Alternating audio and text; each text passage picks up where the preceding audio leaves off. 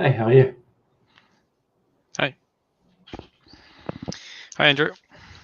We started going live a few minutes ago, but we can start whenever you're ready. Oh, sure. Are we ready to kick off then? Let's go straight into it. Okay, I'll start it off then. Welcome, GDG Australia and New Zealand members. I'm Alistair and your host for this evening. There are a number of others working in the background. One of them is Rishan, and the other is Matt, which is responsible for organizing this collaboration. Thanks, guys.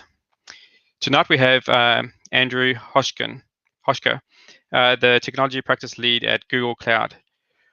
We'll be demonstrating, doing a presentation on migration for Anthos, a multi-cloud solution that allows you to automate your migration to Kubernetes.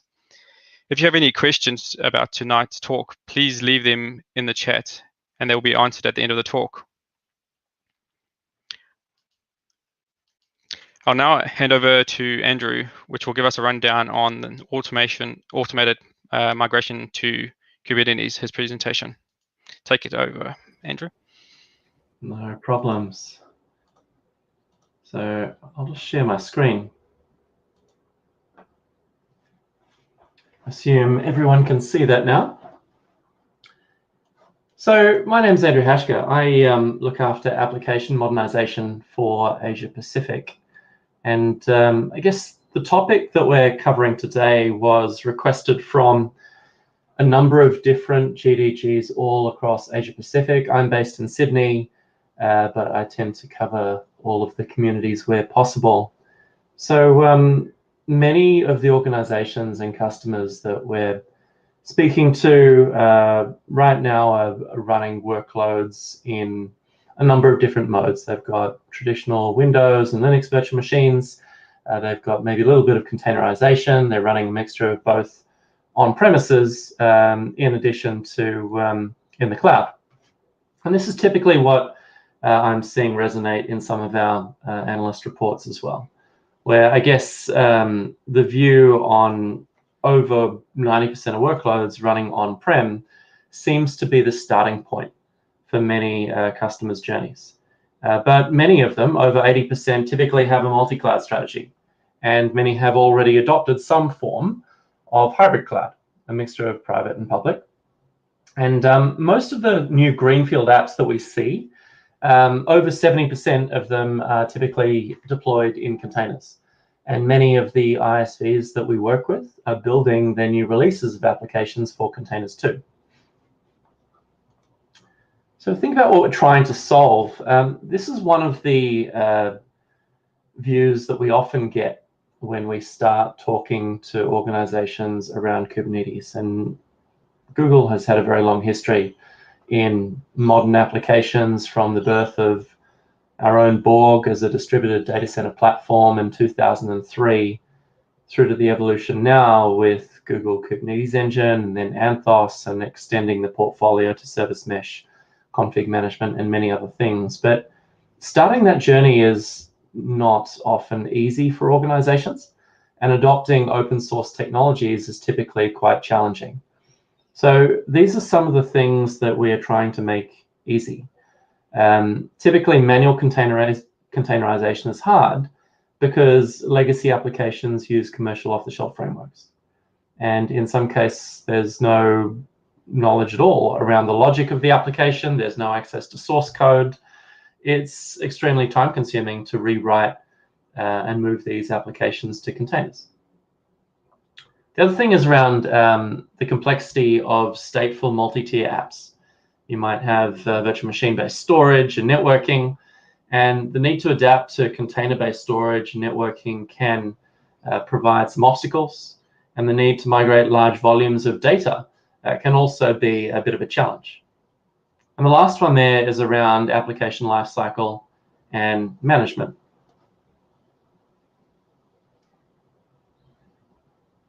Now that bar is not apparent on my screen. I'm not sure about that bar that you're seeing.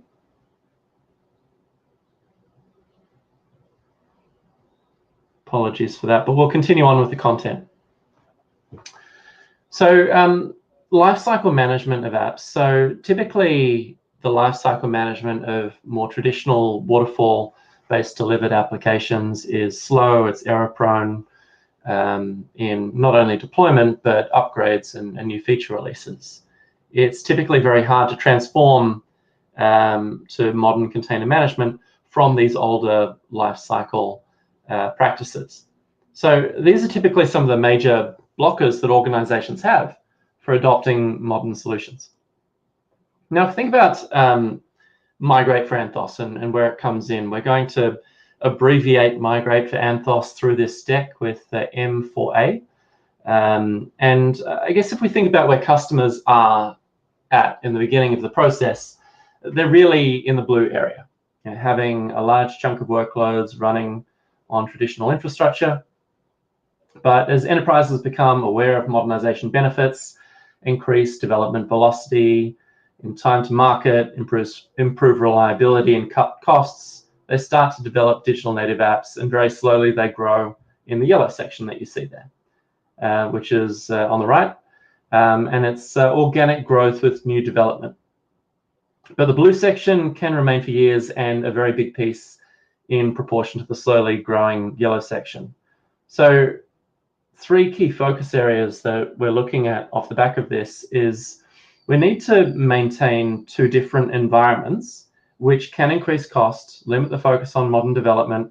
Having hybrid management with different tools is often what organizations do, and it typically creates more complexity than good. Not realizing the modernization benefits from the vast share of the portfolio that stays on legacy. And often operating systems go end of support, have issues around patch management and lifecycle management, and they're not deemed in scope for any form of change. And organizations also find it hard to continue to justify modernization efforts over time when this does not really move the needle for them generating revenue. So with Migrate for Anthos on premises and to the cloud and to GKE, typically we're finding organizations can overcome this challenge in the blue, and they can accelerate not only organization infrastructure transformation, but also reduce the need to maintain multiple IT teams with different skills. They can realize Kubernetes resource density, get faster delivery, management, maintenance benefits, and really move that transformation needle, gaining a critical mass of already modernized infrastructure and declare that success. So we're trying to make it easy. We're trying to save the level of effort that developers need to go through to have that phase 1 of containerization. We're not kind of replacing the end-to-end process. We're having that initial stage to go and create a lot of the artifacts that you need to run a modern architecture, rather than just running the newly built modern workloads on top of Kubernetes.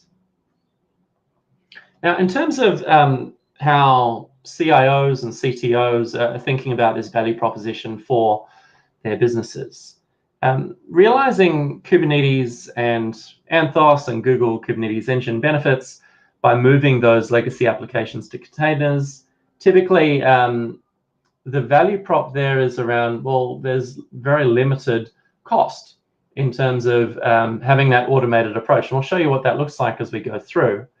But you can not only get significant compute savings and save on licensing costs with Kubernetes, but you can also save on the maintenance effort it takes for patch management and update. So a lot of these organizations we're talking to are really interested in the low level of effort required to move their applications, processes, dependencies, and truly move to more of an infrastructure as code model with an automated tool. So not only can they deliver these modern artifacts with an automated approach, but they can also accelerate development velocity, reliability, time to market, through some of that declarative self-healing, dynamic scaling, auto updates, and some additional value features that go beyond Kubernetes, like a managed service mesh with Anthos Service Mesh, like declarative configuration management, like centralized logging and monitoring. Maybe they might want to run serverless on top of the platform too. But typically when we think about organizations doing this, it can take a very long time for them to do that manually. So if we think about maybe an example of 100 applications, and I've spoken to a number of organizations recently across India, Australia, Southeast Asia, North Asia. 100 applications is on the lower side of what a lot of organizations are running today. And it can typically, for a whole refactoring piece, taking an application, moving it off the guest operating system, putting it into a container, wrapping lifecycle management around it, can take almost a year sometimes to refactor that application. So think of 100 applications not running in parallel. That's 100 years of software engineering work, which is entirely unfeasible, right? That's not something that most organizations would choose to endure. Now, the other thing around density-related cost savings, if we can extract the application out of the operating system and we can move any stateful data as we choose to distributed data stores, we can not only get compute density savings, but we can also start moving off some of those dependent monolithic capabilities more outbound to microservices. Yeah, you might see up to 80% density alone just by stripping out the guest operating system. I was talking to a large bank recently, and the largest proportion of their compute was actually consumed by the Windows and Linux operating systems that they were running. The applications are actually consuming far less of the compute power that they were running. So in terms of updates, patching, licensing, maintenance costs, we've seen many different figures around cost savings that you may choose to endure. Obviously, it's gauged based on the volume of workloads and applications that you have. But if you can declaratively state your security compliance and your policy for configuration, a lot of that manual effort around maintenance is going to be reduced. Now, if we can go and create that YAML manifest for you, then you're also saving effort on that refactoring to go and create the YAML in the first place. And then you're reducing that need to maintain dual IT environments between traditional VMs and the modern workloads, which can truly accelerate a lot of the revenue-generating applications that organizations are looking at. So think about some of the key functionalities that we're looking at here. There are a number of different things that I guess Migrate for Anthos will offer. It'll start by generating CI/CD artifacts and a Docker image and a deployment YAML for each application. Now, typically, as you'll see in part of the demo, we focus on individual virtual machines, and we move those with the applications that are running in those virtual machines to containers. We can refactor the storage into a persistent volume claim supported by Kubernetes. We can leave out VM files and components not essential for the application in a Kubernetes environment. It might be an antivirus service or firewall service or monitoring agents or remote deployment agents or caching services or VM tools, any hardware-related services. And often those consume quite a bit of compute, sometimes storage too. So once the application is ported, applications can choose to run on any Anthos environment. So not only can we run Anthos with these newly containerized workloads on GCP, but also on-prem. Now, on-prem currently runs on top of vSphere, but as you've probably heard, we have availability for bare metal coming very soon.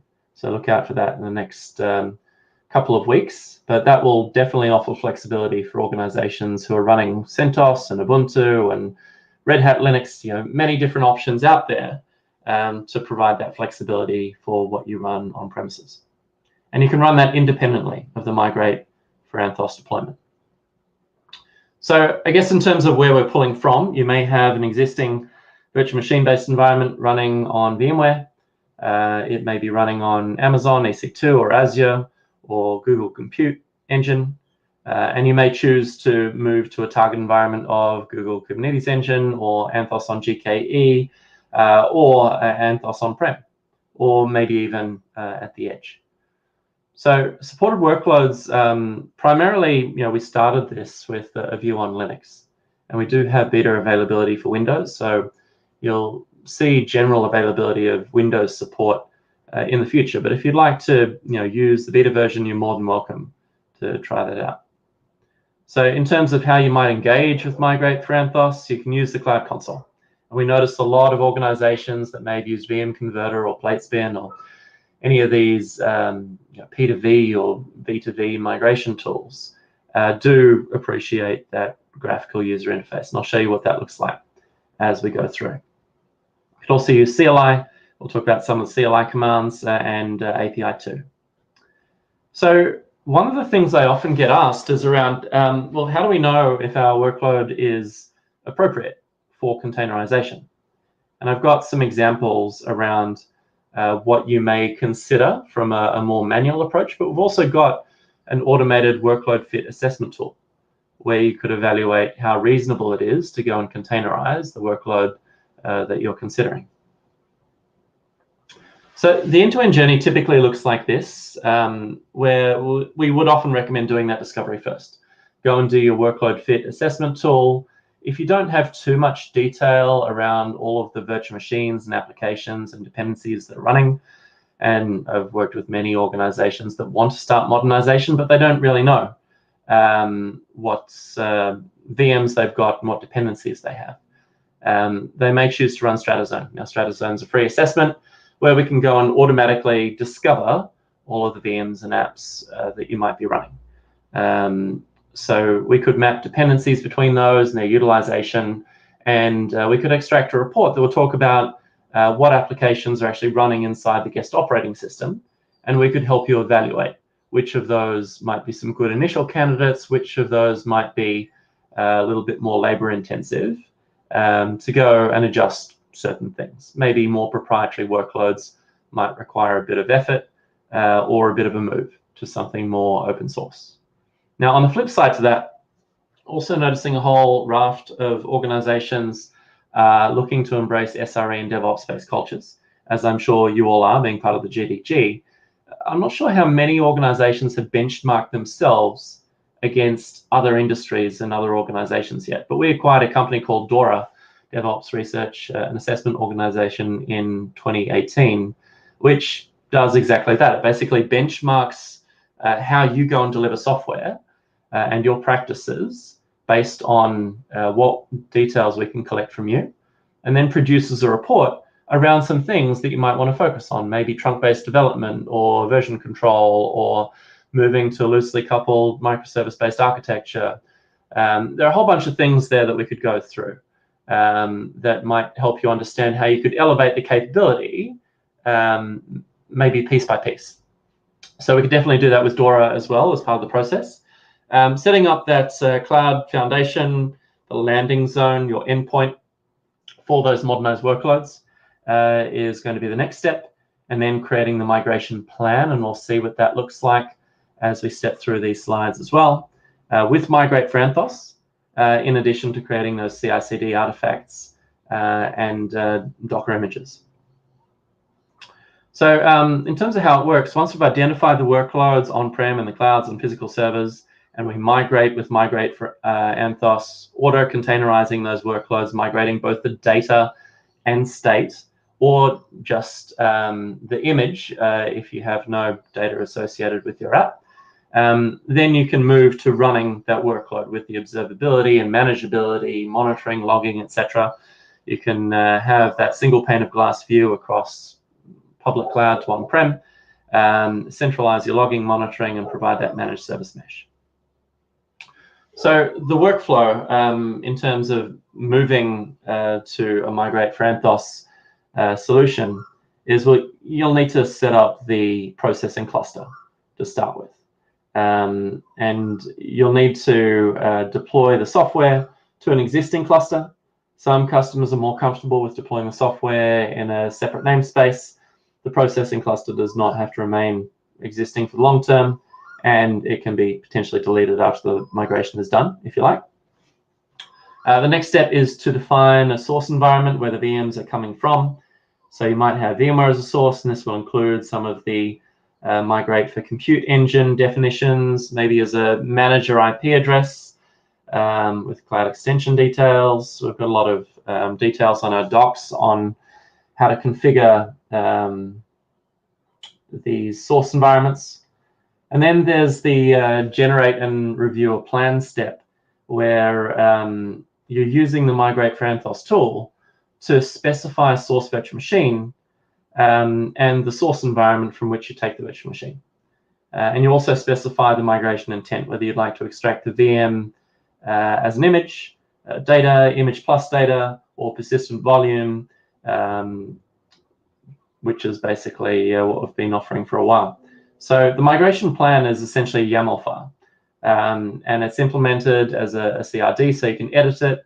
You can exclude directories that might be VM related or map specifically to the operating system, kernel updates, VM drivers, temp files, and you can also specify what should be considered data folders that should go into the persistent volume of choice and not the Docker image.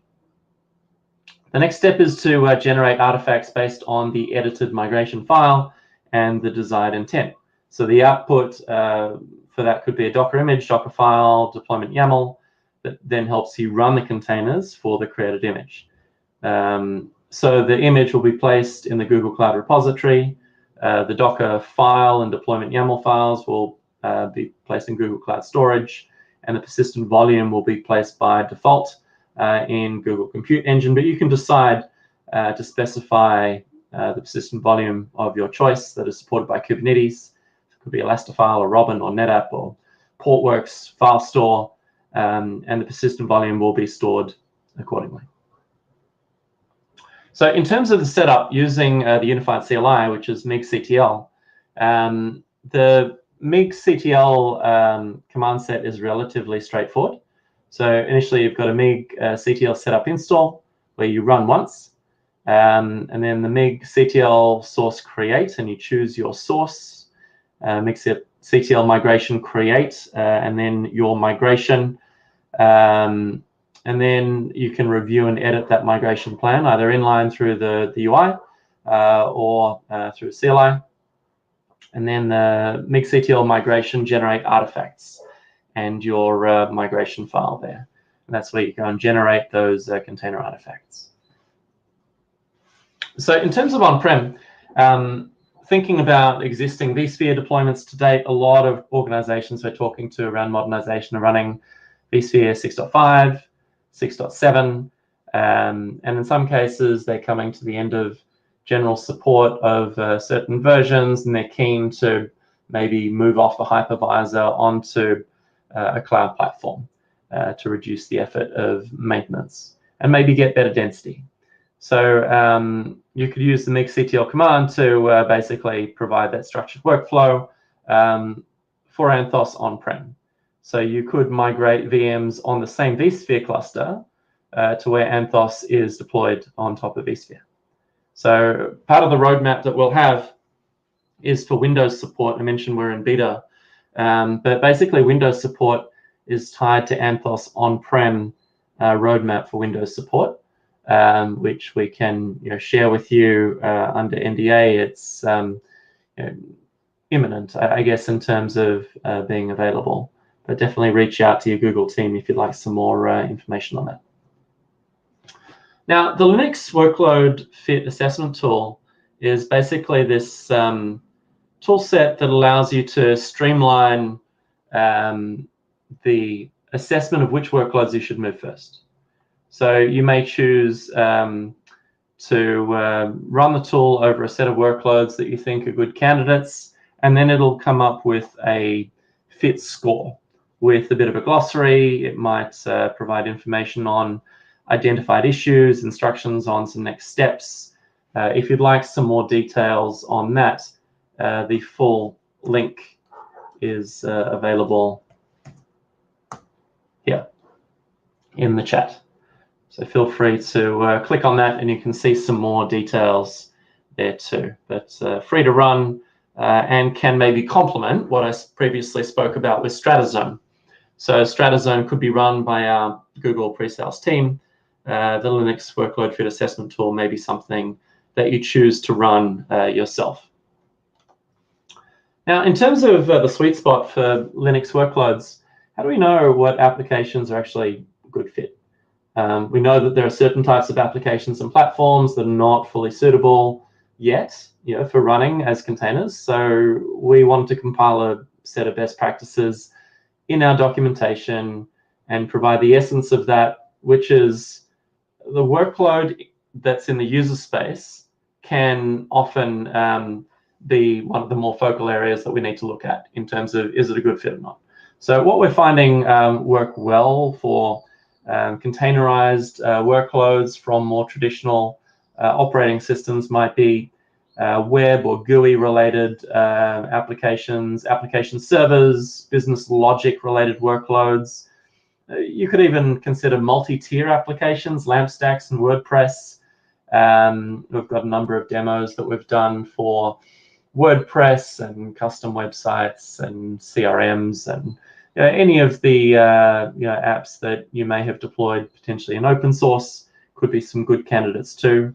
But definitely review support and licensing before you choose to go and migrate. Java workloads are typically good candidates. Any middleware, Tomcat, WebLogic, SAP Hybris potentially.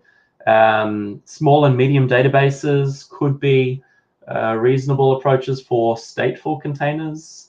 We're seeing a bit of MySQL, Postgres, MemSQL, maybe low duty cycle and bursty workloads. So stateless workloads that are easily replicated, test, dev, training, labs, anything that is fairly light on complexity, dependencies, maybe storage. I mean, you don't want petabyte containers out there, so anything that's lower on the storage footprint would be appropriate for that first stage if you're moving data as well. And in terms of operating system prerequisites, pretty much any workload that is based on Red Hat, Enterprise Linux, CentOS, SUSE, Ubuntu, Debian could be some good candidates, and there's support for both old and new distribution versions. And you can see the supported operating systems in our docs there.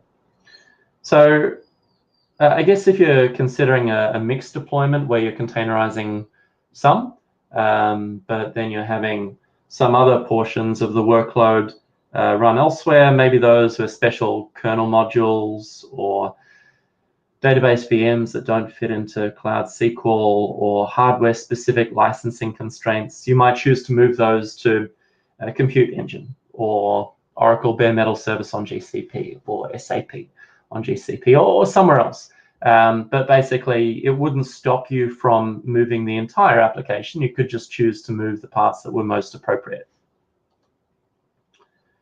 So a couple of details on what Migrate for Anthos does behind the scenes. Essentially, what we do is we extract the application pieces out of the virtual machine. We help to build that Docker image, Docker file, YAML, so these applications can be run in containers. So if we go and build this out a little bit more, you'll see that in the VM, you've typically got your applications, services, logging, kernel, virtual hardware, whereas for your system container, we'll basically extract out those drivers, logging, networking, persistent volumes, and move the applications and services into the container image.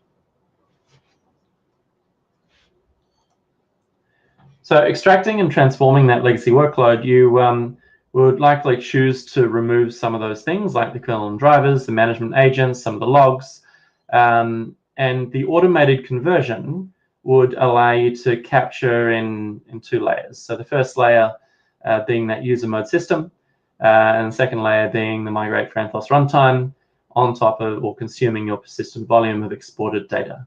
And then you've got your exported configs and variables there too. And then from a management perspective, you'd be able to leverage the ecosystem of logs and telemetry and networking and policies and managed service mesh and role-based access control, etc. So integrating with pipelines maybe is a day 2 activity. Typically, we often get asked, how do you maintain these workloads once they're containerized? One thing to note is that we're switching over from a package-based management to more of an image-based management. So in terms of day 2 operations, if you'd like to push new binaries or operating system updates or application patches, or even directives generated in a Docker file, then you could use the build tool of your choice. You could use Docker build or Google Cloud build to go and update the entire image with just a single command. So the same way that you create an entire processing cluster with a single command on GDG Cloud, or create an image extraction with a single CLI command, you could perform that image update with a single command using Cloud build.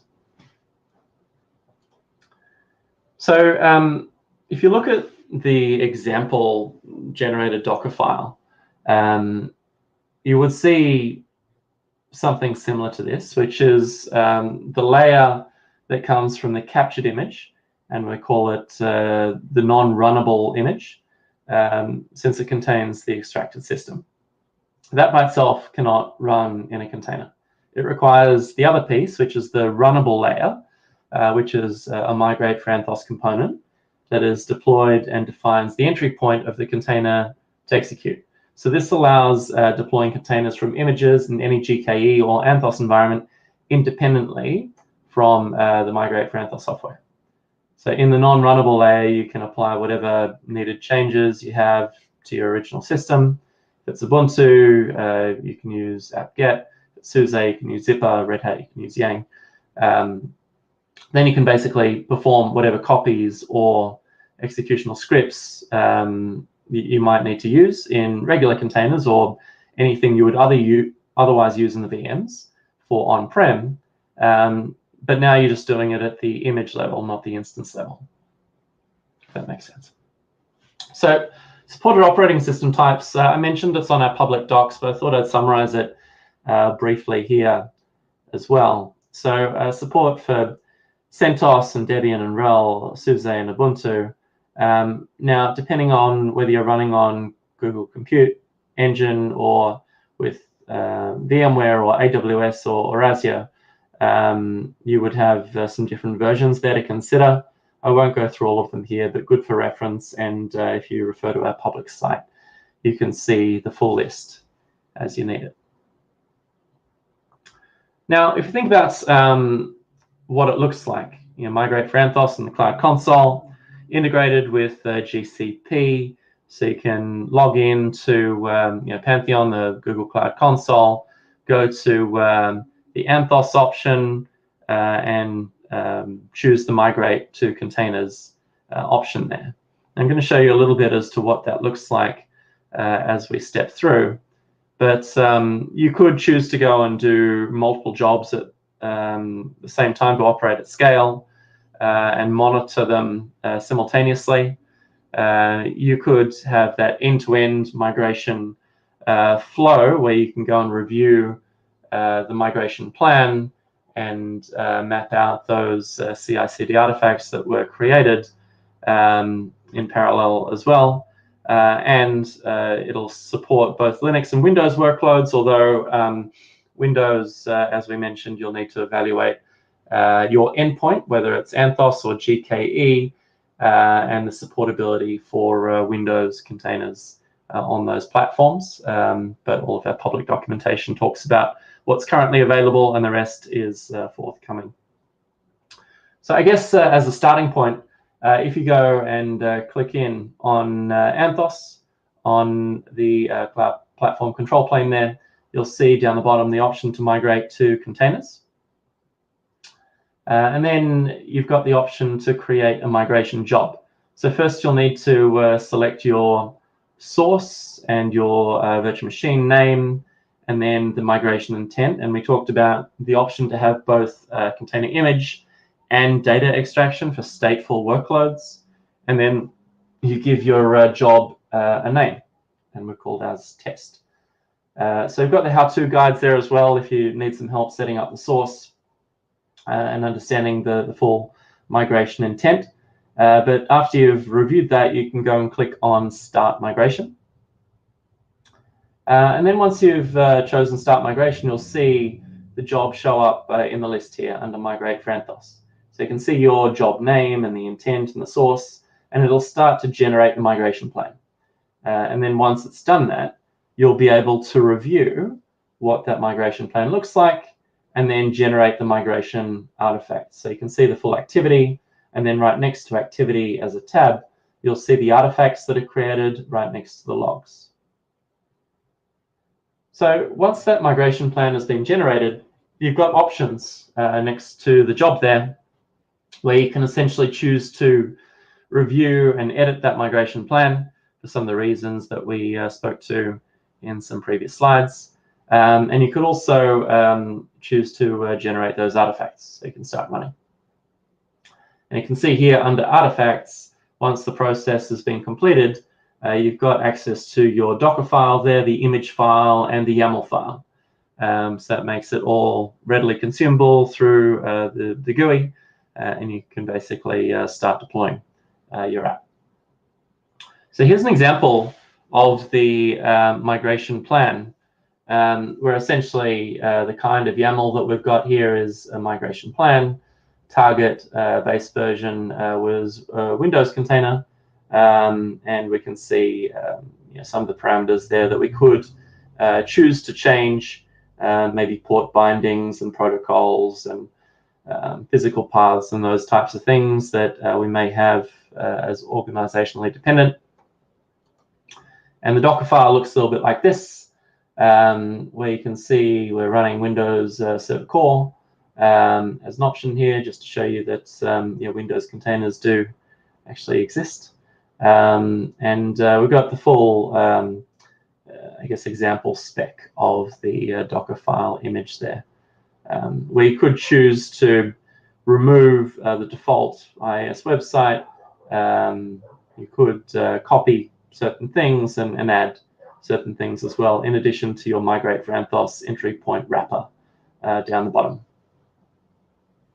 So let's just talk briefly around migration to Windows containers. Often I get asked, why we would consider containerizing Windows workloads, and typically it comes down to refresh of operating systems like Server 2008 R2. Extended support for that ended this year, and 2012 R2 support ends in 2023. So a lot of organizations are thinking about, well, how do we detach ourselves from this refresh cycle? How do we move to something else and maybe gain some more density? How do we also support what our executives want around modernizing workloads and moving faster? How do we orchestrate these workloads at scale? And how do we run them portably and flexibly across multi-cloud? And how do we remove some of those additional licensing costs that we get with Windows? So typically, cost savings for containers start with operating system and hypervisor cost reduction. So these are some of the reasons why organizations are choosing to start that. In terms of how we do it, extracting the workload through a discovery process for the tool is the first start. Extracting to a Docker file, building the container image and uploading it to the registry, and then deploying the container image to Kubernetes as an application. Just pretty much like what we do for Linux. Although Windows containers are relatively new for a lot of organizations, so we thought we'd break it out separately in this session. So when it comes to Windows workloads, we're typically offering two parts. You could re-platform from Windows Server 2008 R2 to Windows Server 2012 and migrate to Compute Engine, and then extract and containerize to Windows Server 2019.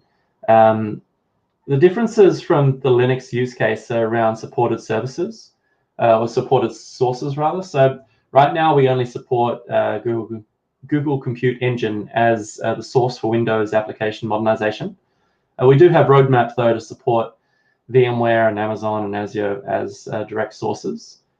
But for now, you'd need to copy the virtual machine to Compute Engine, even if it's just the VM snapshot, so that you could enable Migrate for Anthos to fetch it from the GCE source. The other change from the Linux workflow is that right now we only generate a Docker file and a zip file with the other supporting artifacts. And in the Windows use case, we're actually extracting ASP.NET applications and IIS configuration, and we're applying those on top of the official Windows 2019 image, not capturing a system image, system container image, as we're doing for Linux. So a couple of differences there, although ultimately the same result. We are automating the containerization of these workloads. Now, in terms of some good candidates on the Windows front, look, any IIS 7 and above, ASP.NET, .NET Framework 3.5 and above, any web and logic tiers, Server 2008 R2 or higher. If you've got any dependency on hardware accelerators, GPUs, TPUs, or you've got low-level networking, quite a lot of Active Directory integration, desktop apps, remote desktop, VDI, bring your own license. We typically recommend you do a migration to virtual machine, maybe to Compute Engine, so that your containers are close to your virtual machines there too. So in terms of the approach in migrating from Windows to a Windows container, once you've configured your processing cluster and you've moved your Windows workloads to GCE, you've got your VM identifier input and your output as a suggested migration plan. You will be able to generate your artifacts, Docker file and zip file, as I mentioned. You'll be able to build an image using the builder of your choice, maybe Docker build, Cloud build from Google, and then you could perform a test to validate that the image functions correctly. So look, that's relatively high level on the process, what it looks like, how simple it is. You've seen the MIG-CTL commands, you've seen some of the views visually on how it might appear in the graphical user interface. We were aiming at around 45 minutes for this session, so that if there were any questions or any requests for follow-up, we could go through some of those things too. So what I might do is have a bit of a look at the chat, see if there are any questions, and if there's anything else that people might want to ask.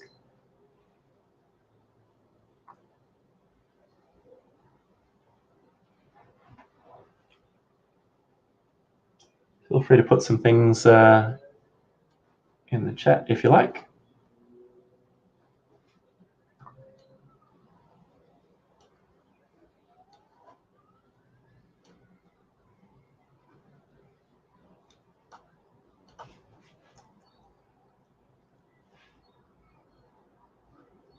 Oh, I can't hear you there, Alistair. I think you're on mute.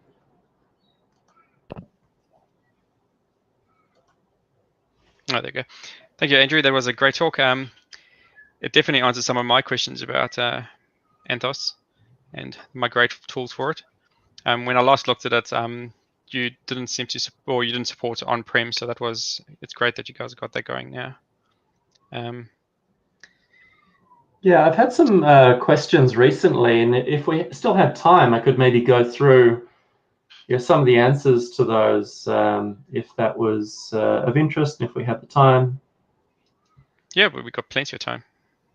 Yeah, so one of the biggest things that often comes up is we get questions around, look, does Migrate for Anthos just move a VM into a container? Does it just put an API wrapper around a virtual machine?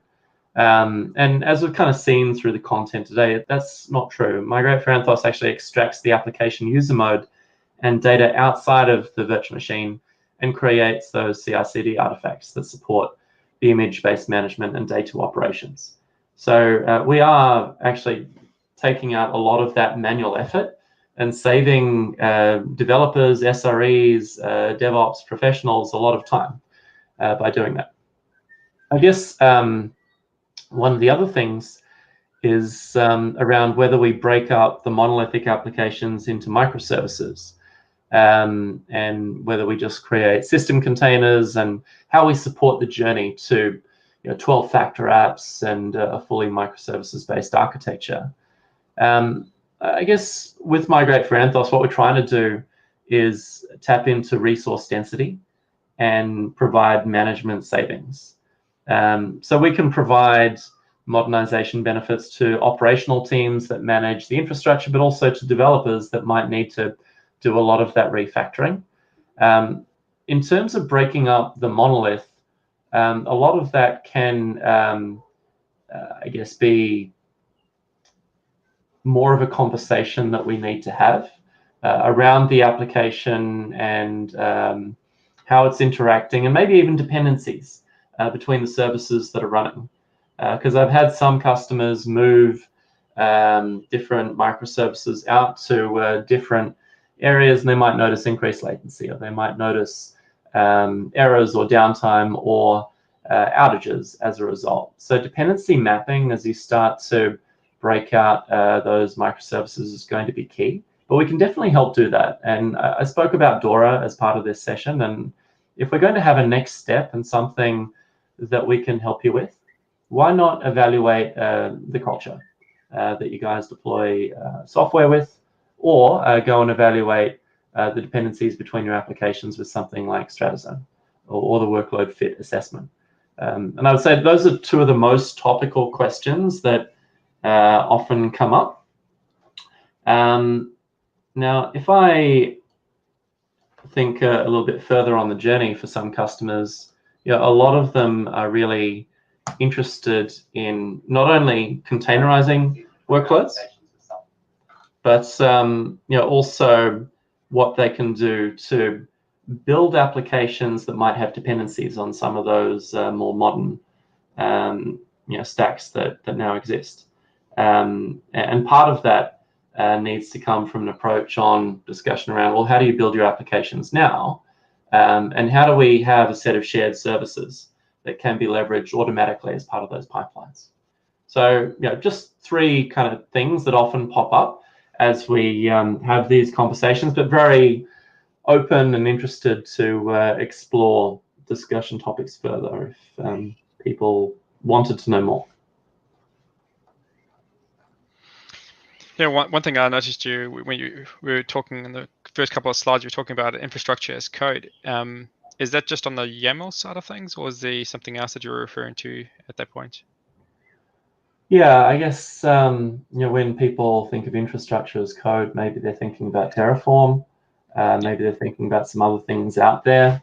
Now, we do have some forthcoming options in that space that I probably can't disclose right now, but definitely if you'd like to discuss infrastructure as code in more detail and our roadmap, I'd suggest we set up a separate session where we can go through some NDA content. But what I might suggest on the infrastructure as code side, though, for what we're talking about with Migrate for Anthos, typically the Docker files and the YAML manifest start that journey. But there are many other aspects there where we might want to consider that what is currently manually provisioned and deployed and managed, and how do we incorporate that and automate some of those things maybe into a build pipeline as well, so we can reduce the amount of manual maintenance effort as we create these container images too. Cool. Yeah, one of the other questions I had was regarding CI and CD stuff. I'm assuming you just basically support any platform that can take commands that then interact with the API? Yeah, so I guess there are many CI/CD tools out there. I see a complexity within a lot of organizations. I was working with one recently that had over 30 loosely coupled open source tool sets as part of their CI/CD pipeline. And the biggest challenge for them was that it was not fully production supported. So if they had any issue with an individual tool or a set of tools, maybe they struggled to get full production support for that. What we're trying to do with Cloud Build is maybe streamline the approach and simplify it, where we can consolidate the phase all the way through from pulling from your central source repo through to deployment. Now, having said that, if you've got existing CI/CD tool sets and you'd like to leverage that, maybe you've got Bamboo or you're using Jenkins and you've got other things in the mix, absolutely. I mean, we're creating Docker files and YAML manifests, so you can choose to consume those in your existing pipelines as you'd like. Yeah, I know, at least from my standpoint of view, we have quite a few things where we build native apps in iOS or something else, some Android stuff and like that. And we typically use our own CI/CD for that. Is that something that Cloud Build could also do, or is it just do the container side of things? Yeah, so I guess Cloud Build is rapidly evolving. When we think about supportability, the view should really be, and I guess part of the Cloud Build story is obviously Tecton and what we've released and open sourced this year. But the view, I think, from a pipeline perspective should be that we have supportability across the entire stack. We can, I guess, offer levels of integration not only from testing and build and deployment, but I guess through the entire ecosystem. What I would recommend, though, is that because Cloud Build and Tecton are changing so rapidly, we do validate with the release notes and with the Cloud Build generally available docs on our site to make sure that your integration points are in support. Because often we find that you may choose to try it out and it may work, but always good to just validate that if you do need to raise a support ticket, that you're running a supported configuration. Sounds good. Probably another thing that you might run into, at least on our side, we've already mostly migrated to Docker and Kubernetes. Do you know, or do you see any other, or anything that like Anthos and the migration tools would do to help with that? Or yeah, well, I mean, if you're already running on Kubernetes, what we typically see is the demand for the ecosystem, right? I mean, running modern apps isn't just around running containers on an orchestration platform. It's also around having a fully managed service mesh. It's around maybe applying declarative configuration management. It's maybe around running serverless capabilities like Knative based Cloud Run. In addition to things like we just spoke about with CI/CD and Cloud Build, and centralized logging, monitoring, observability are really going to be key. The biggest, I guess, deciding factor for organizations as to where they run their workload and why they might choose to run Anthos is maybe the diversity of platforms. So I mentioned in the earlier slides that a lot of organizations have a multi-cloud strategy. There's a lot of workloads still running on-prem. And being able to have that same single pane of glass view that can manage your workloads on-prem, but also across multi-cloud, with Amazon, with Azure, maybe managing existing Amazon EKS workloads or Azure AKS workloads. We'll have support for OpenShift imminently to go and manage OpenShift workloads with Anthos too. And also, I guess, being able to choose the platform that you may run on-prem. So not just being locked into a Red Hat operating system or vSphere, but being able to choose maybe OpenStack or Ubuntu or CentOS. So that level of flexibility, I think, is really supporting customers' views as to why they should move to Anthos, and especially around edge. So edge deployments with Anthos on bare metal. We've tested Anthos on bare metal on Intel NUCs, so it can run on a very small form factor if you choose. So being able to manage all of these edge deployments centrally with the same intrinsic security built end to end, I think is one of the main things. And last point there, look, Google invented Kubernetes. I mean, we were pretty much the first out there to deliver this distributed orchestration platform in the market and open source it, and we're the highest contributor to it.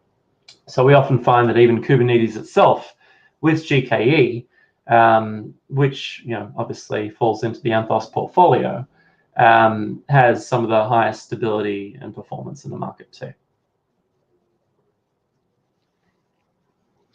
Yeah, I was told the story about the white paper on the research, the Google research pages for Borg, and how that's where Kubernetes comes from. Quite an interesting story, that one. Absolutely. I don't know where you were in 2003, but I feel like creating a distributed orchestration system in 2003 was pretty innovative. I don't think too many organizations were thinking about that back then. So a very long history, I think. Yeah. Doesn't look like we got any other questions. Have you got anything else you would like to say? Look, I mean, just reach out to your Google team. Definitely feel free to reach out to me. There's also a Migrate for Anthos sales email there if you'd like to talk to the broader team. But I'm happy to field any questions personally, and definitely meet with anyone in this group who'd like to explore the topics further. Thanks. Cool, thank you. We'll end it there then. Have a great evening. Yeah. Bye. Bye.